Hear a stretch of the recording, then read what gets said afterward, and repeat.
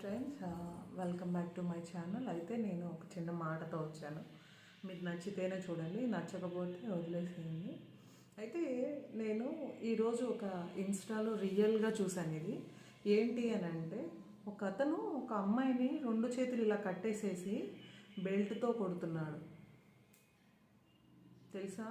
ఇది మన ఇన్స్టాలో వస్తుంది, ఫేస్బుక్లో వస్తుంది, మేబీ యూట్యూబ్లో కూడా రావచ్చు. ఓకే, ఇంతవరకు ఇది.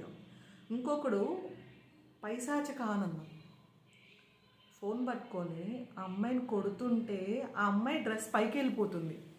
నాకు తెలిసి ఇది చాలామంది చూసుంటారు. మీరు కనుక అలాంటి వాడిని చూస్తే అక్కడికక్కడే నరికేయాలి. అమ్మాయి డ్రెస్ కిందకి వెళ్ళిపోతుంటే మీరు నమ్మరు, ఇలా పైకి వస్తుంటే కిందకి లాక్కుంటూ కొడుతుంటే తన్నులు తింటుంది. తెలుసా? ఏంటి ఫ్రెండ్స్, ఏ ప్రపంచంలో ఉన్నాం మనం, ఏ సమాజంలో తిరుగుతున్నాం? ఒక్క ఆడపిల్ల ఒకళ్ళని చంపిందని మనము ట్రోల్ చేస్తున్నామే, ఏదో ఒళ్ళు బలిసి ఒళ్ళు కోవెక్కింది ఏదో చేసిందని ఒక్కదానికి అందరూ రియలైజ్ అయ్యి అందరూ ట్రోల్ చేస్తున్నారు కదా. ఈ విషయం మీరు స్టాండ్ తీసుకోండి, ఈ విషయం మీరు మాట్లాడండి.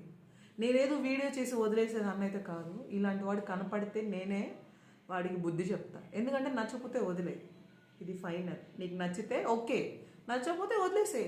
తనని చంపే రైట్ నీకు లేదు, తనని కొట్టే రైట్ నీకు లేదు, తనని బాధ పెట్టే రైట్ నీకు లేదు. తన బ్రతకాల్సింది తను బ్రతికితే బ్రతుకుతుంది, చస్తే చస్తుంది. నీకేం రైట్ ఉంది? తన తల్లి తండ్రి కొట్టకుండా తిట్టకుండా పెంచి నీ చేతికిస్తే నువ్వు కొడతావా, చంపుతావా? తప్పు కదా. అది అమ్మాయి అయినా సరే, అమ్మాయి అయినా వర్తిస్తుంది.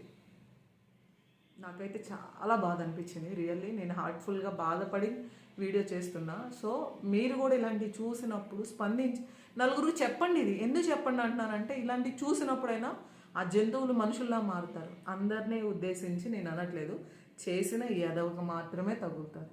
And thank you for watching.